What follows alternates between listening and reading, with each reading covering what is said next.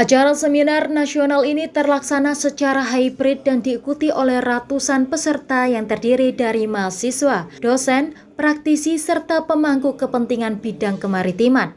Dengan tema menegakkan kedaulatan hukum laut Indonesia, dengan menghadirkan 3 narasumber yang mumpuni di bidang pertahanan, maritim dan hukum nasional, diantaranya Laksamana TNI Purna Profesor Dr. Marsetio yang merupakan penasihat khusus Mendikbudristek dengan materi refleksi deklarasi Juanda dalam perspektif geopolitik.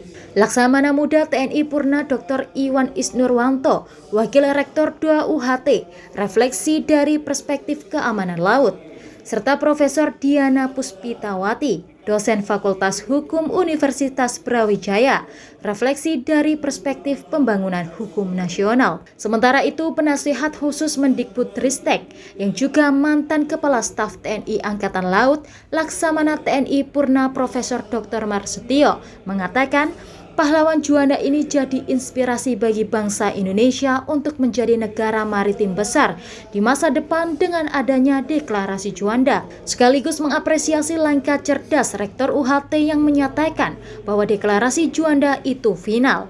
Bagaimana generasi saat ini untuk merefleksikan deklarasi Juanda baik dari sisi hukum, dari sisi geopolitik, dari sisi ekonomi di era sekarang ini.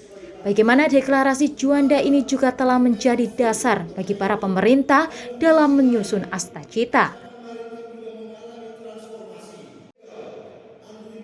Jadi deklarasi Juanda kita beruntung punya pahlawan nasional Juanda, di mana beliau menjadi inspirasi bagi kedepannya Indonesia menjadi sebuah negara maritim besar.